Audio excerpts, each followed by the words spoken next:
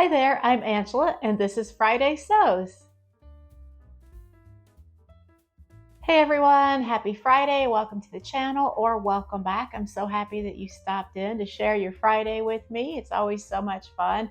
And for anyone that might be new to the channel or new to the concept of hashtag Friday Sews, hashtag Friday Sews was created by Jen from Today in Jen's Sewing Room. You know, I'll put a link to her channel below. Love her and love her channel. And it's kind of like a little weekly wrap up of everything that we did or some of the things that we did in our sewing room during the past week.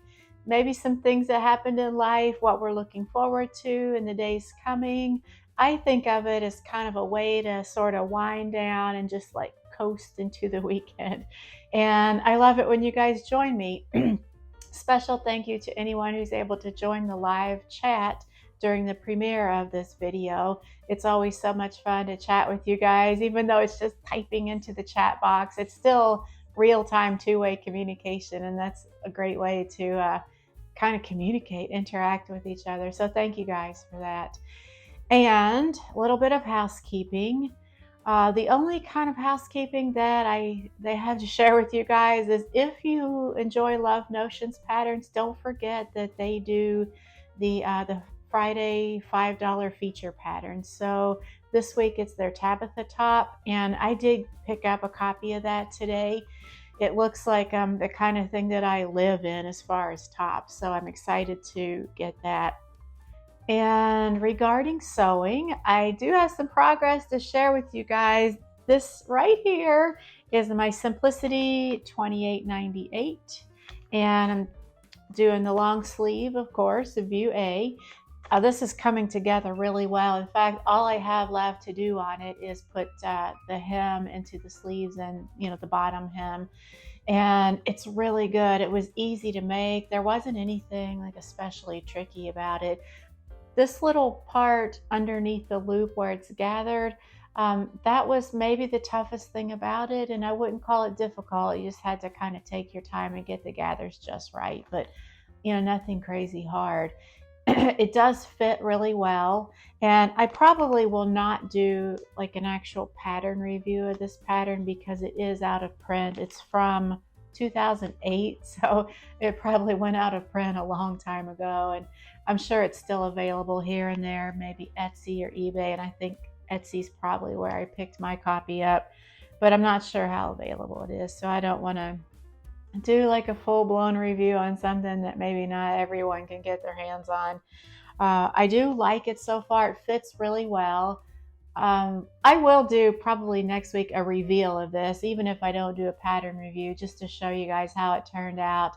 I do really like it. It's comfortable. The fabric is so soft. You've probably heard me say that before. I got this from Style Maker, and it's really lovely. So it's going to be a cozy top to wear. The one thing I'm already kind of noticing as I've been trying it on during the fitting process is that the neckline comes down pretty low. So I'm not sure, like maybe a little bit lower than my comfort level. Like I'll back up so you can see the top I'm wearing now. This is just a ready to wear top that I got, and it comes to here. That's about as low as I like to go.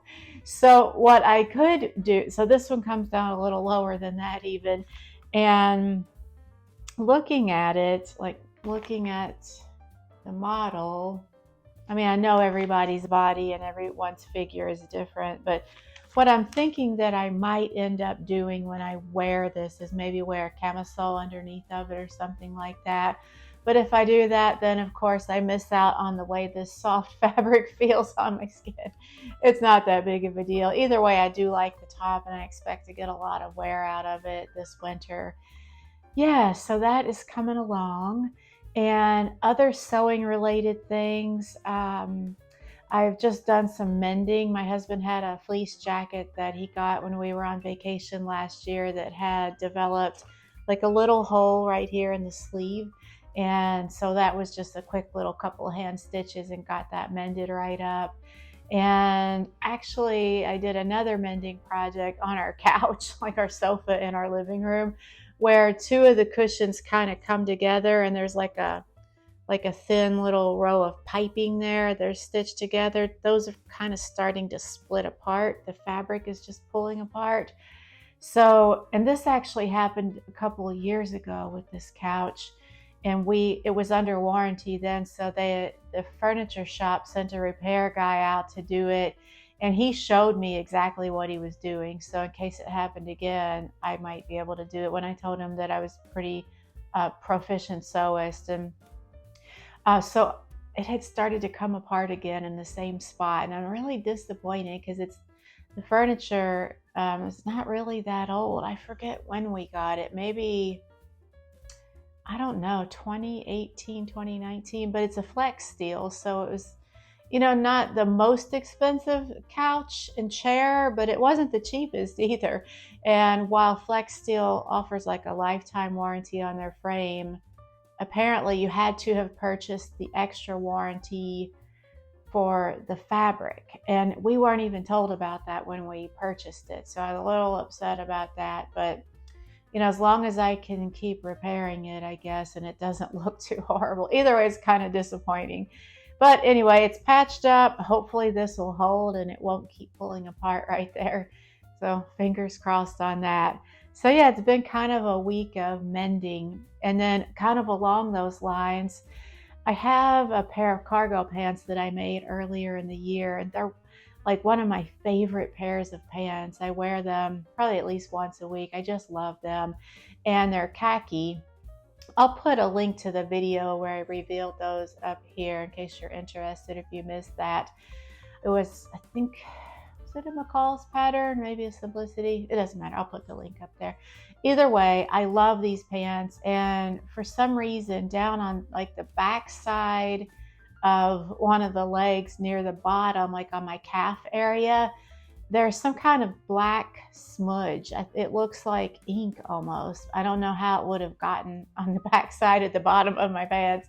Either way, I tried stain removers, hot water. I tried everything to try to get it out, and I couldn't.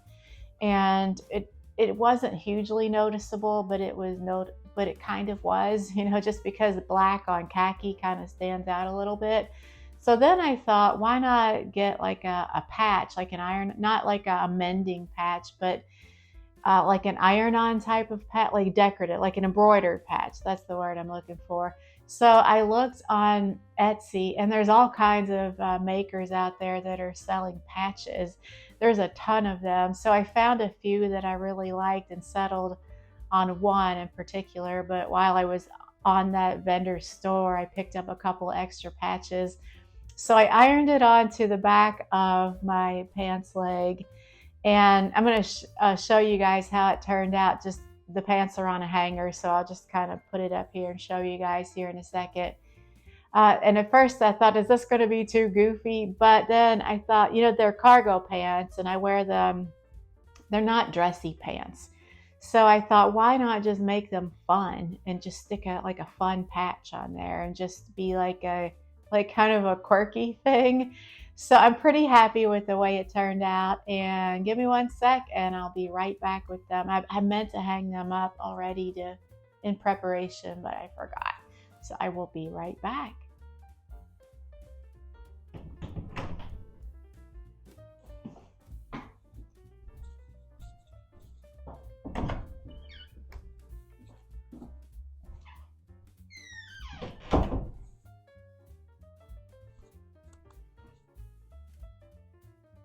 So here's the pants, and that's the patch. It says adventure. I thought that was kind of fitting because they're cargo pants, and I wear them when I'm hiking and when I'm working at the nature center where I work. So I thought that was kind of cute. And it is an iron-on patch, but they do recommend sewing it on. So I ironed it on really good, and then I washed them and dried them. They just came out of the dryer, so they're a little wrinkly. But then what I'm going to do is go ahead and probably put a stitch around the edge. So you can kind of see, like on one of the pockets here, I have a cute little label, and then I have my labels there. So I thought that these are just going to turn into the fun, quirky pants. And if they end up with patches all over, that's okay. So that's how I solved the problem of the black ink splotch on my khaki colored pants. I like it.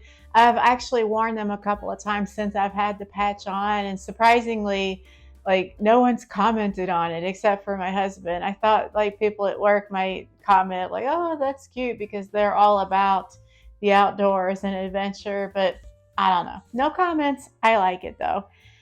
And a couple of the other patches I wanted to show you that I got from the same shop where I got that patch. I'll put a link to the person's Etsy store below. Are Peace and Love. I could not resist these. They were pretty reasonably priced too, so no complaints there. These are also iron-on that, and I just thought these were so cute. I could not pass them up. They're colorful. Not sure where I'm going to wear these yet. Maybe they'll end up on those pants too. Who knows? And of course, while I was searching for patches on Etsy, you find all kinds of stuff and all kinds of vendors while you're trying to narrow down what would be the perfect thing for whatever your situation is. And I did get one more patch from a different vendor because I saw his and I really thought it was so cool. So I wanted to share with you guys what this guy does. He will embroider a QR patch. It's about, I think it measures 2.5. I know it's looking really big, I think here, but it's about 2.5 by 2.5. I mean, it's a pretty decent size, but I feel like it's showing up larger on the camera than it is in real life. So you can send, when you're making your order from this guy, you can provide him with a specific URL where you want, or a link where you want the QR code to link to, and he'll custom embroider this patch for you. And it also is iron-on, and it doesn't quite have the same feel. Like the irony stuff is not quite the same. Like I have a feeling this might not adhere as well, but it doesn't matter because once I iron it and wash it at least once, I'll end up, running a row of black stitching around it. I don't know where I'm going to put this, maybe on a backpack or something. So this patch, as you might expect, was a little bit pricier than the standard patches that I ordered, like the adventure one and the Peace and Love, just because these are custom made. And so after you place your order and provide the guy with the link where you want your QR code to go to, he'll send you a proof, like a screen image of the patch. And then you can take your phone, hold it up there, and make sure the link works. And once it does and you're satisfied, you tell him we're good to go. He'll get the patch made up for you and send it to you. So of course I had the link go back to my channel because why not? But if you have a blog or any other kind of, like maybe a link to your business or where you work, if you're really proud of where you work or you want to advertise for that, you could link this to any website or any kind of URL. Like you could even do, I think you could even link to a specific video, because it's whatever that whole address is, and the address bar at the top is what goes on here. So I thought that was too cool, and I'm not sure yet where I'm gonna put this. I'll put a link to his shop below too, and yes, in case you guys are interested, I thought that was really cool. One thing I forgot to mention earlier before I started talking about the pants was, because I'm almost finished with my simplicity top, I'm at that stage of a project now where you're really on the home stretch and you're already thinking about like, oh, I'm so excited about what I'm going to make next. So what I am going to make next is this Butterick pair of pants. This pattern is somewhat new. Yeah, 2020, so not that old. And I shared this fabric with you guys like a long while back when I got it. I got this at Joann's. It's a polyester crepe.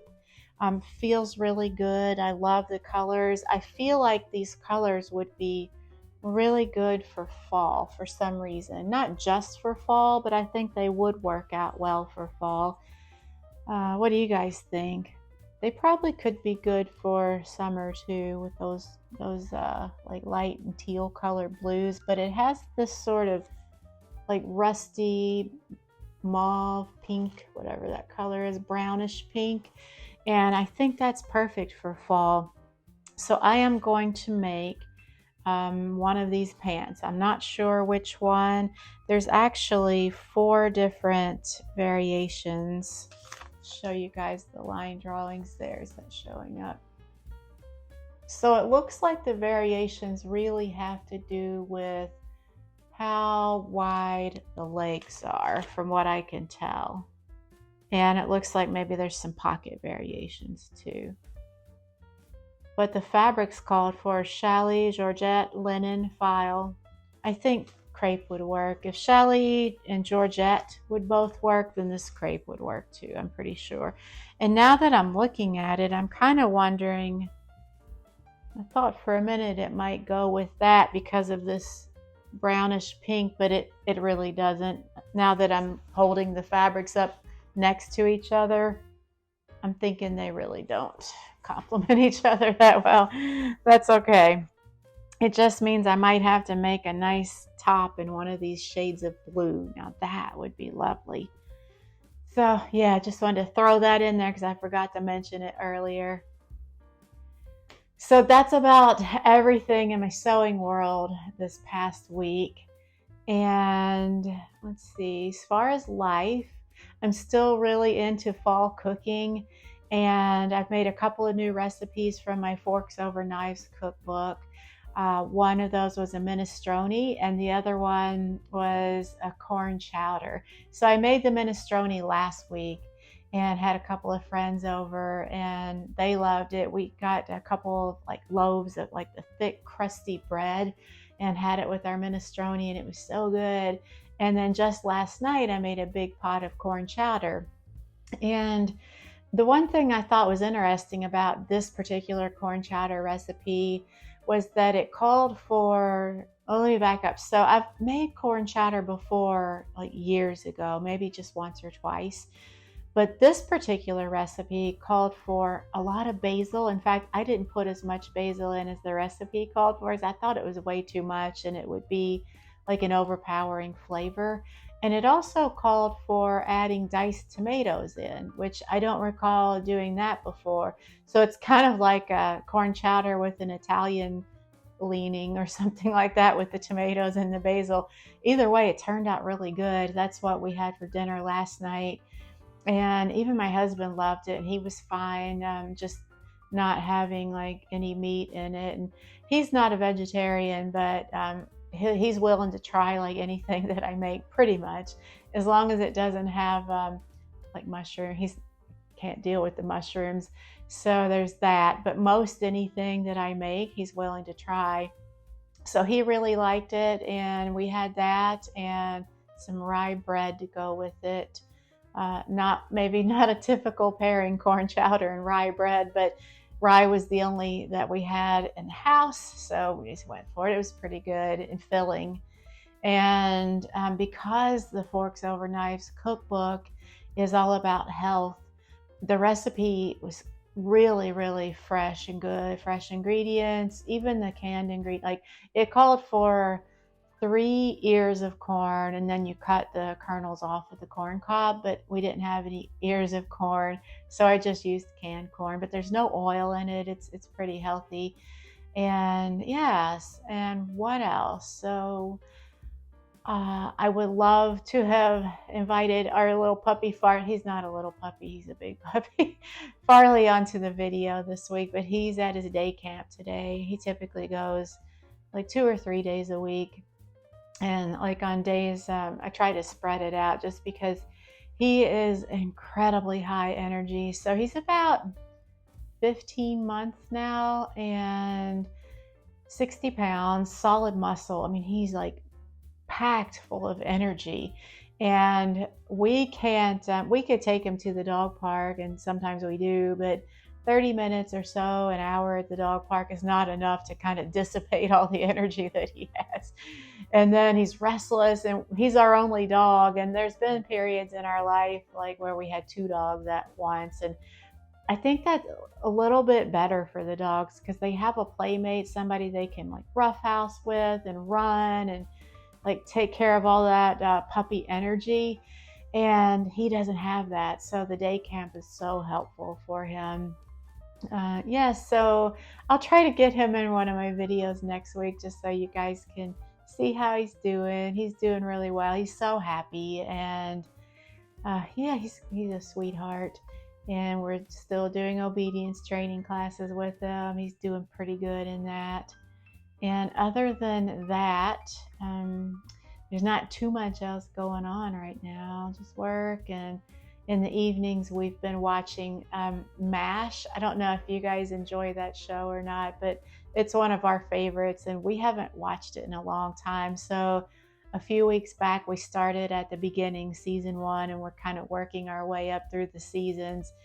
And I forgot how much, like, I still love that show. It's one of those like kind of timeless shows. It'll never ever be old or too, even though maybe it might feel a little dated, but even then not really, because it was supposed to be set back in 1950.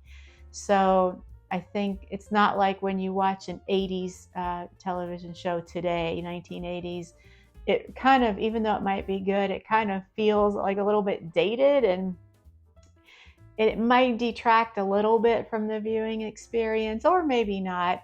Like, you don't get that with MASH, even though it was filmed. Was it filmed in the 80s, maybe? But it was set in the 50s for the Korean War. And it just, I think it'll always be like a timeless show. So we've been doing that. Also, we've been watching that show Ghosts. That might be on Paramount Plus. My husband like kind of controls the TV and finds all the shows. It's too complicated for me. Like, there's so many like streaming services, and just trying to find what you're looking for, it's like I can't even deal with that. Is anybody else like that, or is that just me? I don't feel like I'm not anti-technology, but sometimes just the complexity of just trying to find a television show with all the different streaming services and the menus, and it's just like mind-boggling to me. I hope I'm not the only one. Anyway, I don't watch a whole lot of TV, so it's not a problem. And the shows that I do watch, usually I'm watching them with my husband, and we're both enjoying them, so he can easily find the shows that we want. He's like the technological person in the house. In fact, he does IT for a living, so like, he's good. Everything's good. That was a little long-winded. Anyway, sorry about that. Yeah, so moving along, I do have a featured channel to share with you guys today. And I bet a lot of you guys are already familiar with this channel. It's called Hoosier Handmade by Tiffany. And I just love her. I love her channel. And just a little bit of a background about her channel. It's only a few months old. She hasn't been doing videos that long. She might have around 20 or so videos out. So she's kind of on the newer side, but she's so fantastic. She's really young, and she's very like fun and cheerful. I love her cheerful way. So she always makes me feel good watching her, because she's so full of like positive energy, which I totally love. She does a lot of hauls, pattern hauls, fabric hauls, sharing the things that she's made and what her upcoming plans are. So I love seeing that. And in fact, her most recent video, at least as of the time that I'm filming this one, was a Christmas gift guide.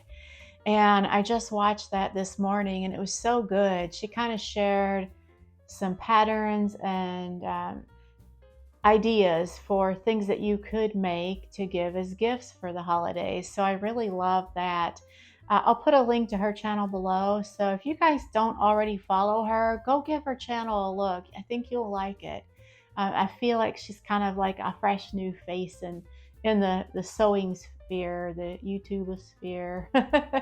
Anyway, I think you're going to like her. So go give her channel a look. And that's about it. I feel like this one was kind of a little long-winded. I hope that was okay. I hope you guys are going to have a great weekend. Thanks so much for hanging out with me.